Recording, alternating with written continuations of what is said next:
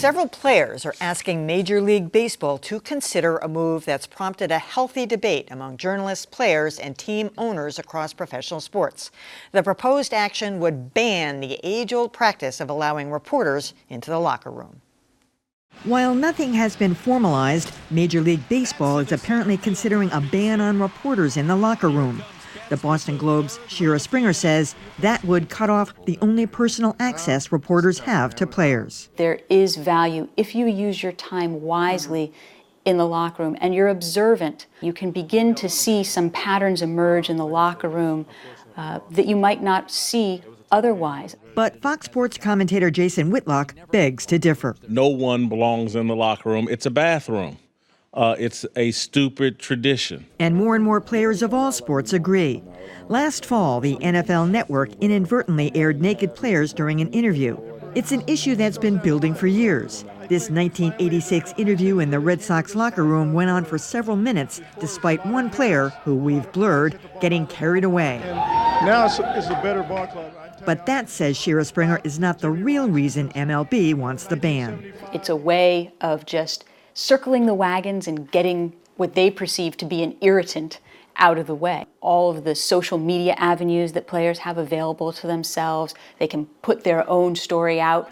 And Springer says, be careful what you wish for. Once you close off one avenue of access, reporters still have to fill the paper and to find content.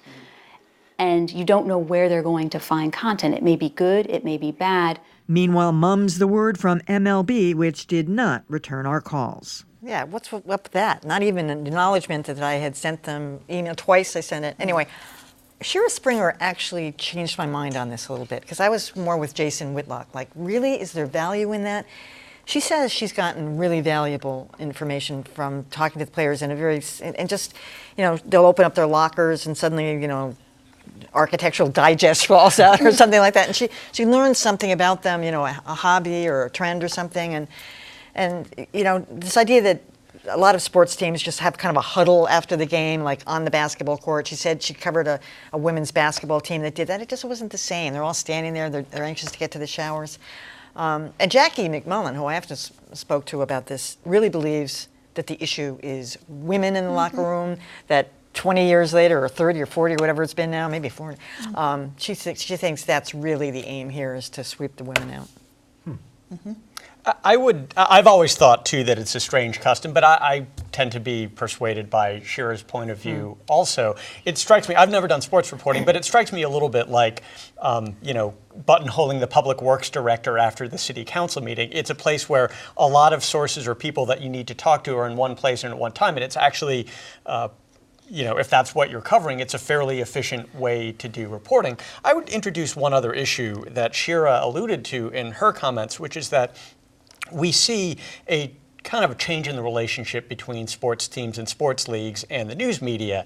And as leagues and teams build out their own websites and assign their own reporters, so to speak, to cover themselves, they actually don't want, or they feel like they have less need for outside reporters. And, to me as a news consumer, this feels a little bit like the equivalent of, consuming the NFL's Pravda. Yeah. But at the same time, that's the direction that things are moving, and they feel like they don't need the news media, and that feels like something that should be resisted.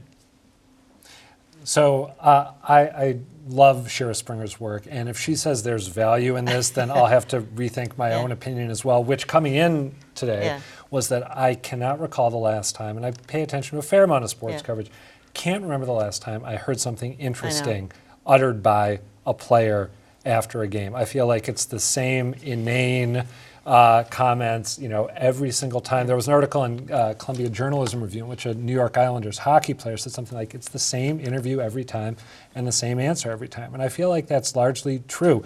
I would love to see some of the vapid sound bites that you get from players after the game that are then inserted into newspaper text or into television, we can't say tape anymore, right? Yeah. Come up on TV. I would love to see that replaced by a deeper analysis of what actually happened on the field, which I think is not as prevalent in sports reporting as it could be. The discussion of the way a given player comports him or herself, how they do their craft and why it works or doesn't work.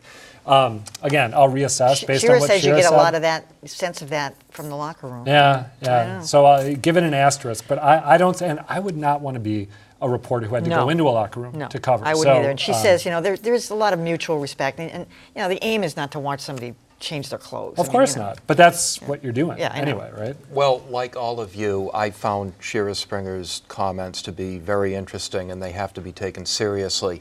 However, I do think that there is an issue regarding female reporters going into the I agree. locker room. I would like to see these women put on a more equal playing field. So I think that there's other ways of doing this. You could have an interview room that players have to go to after the game. You could simply have the league hand down a rule. Okay, the locker room is open for 15 or 20 minutes or whatever, and you keep your clothes on during that time. And after that, the media will leave and you can take your shower. I don't think that we need to eliminate it completely, but I would like to see some changes made. by the way, this is all part of collective bargaining, so it's not going to be like some overnight rule. So. Well, I do think that the answer is to allow everybody in right afterwards for a few minutes and then kick everybody out. I also agree this is absolutely aimed at women in the locker room. And a shout out to Melissa Ludke, who filed suit Yes. to get women in the locker room. So daggone it, they're not coming out now just because these guys, think they're trying to show somebody something. We've seen it before. It's not that exciting. And to your point about the same inane conversation, I agree with you. Oh, how do you feel? How do you feel today? Well, it was a good run. Does the team play? And we all hung together. Hung on They a low say it post. over and over and over again. On the other hand, there is something to be said, again following Dante's comment about grabbing the public service worker after testifying, for the immediacy of that emotion and that feeling, even if you say it kind of the same bland way. And perhaps the way the reporter may ask the question, there's something about that immediacy that's important. So to your point, bring them in for 15 minutes right after the game, kick them out. That's everybody. We're done here. I mean, And the thing is, you could do that outside the locker room too. There could be the holding area, on the way Yeah. to Except for shower and go home. They stop by. She the says media it's not pen as for- personal as the locker room. It's just there's a I whole- agree about the locker room thing, but put everybody in for 15 minutes and kick them out, and then that's that. You can hold off showering for 15 minutes.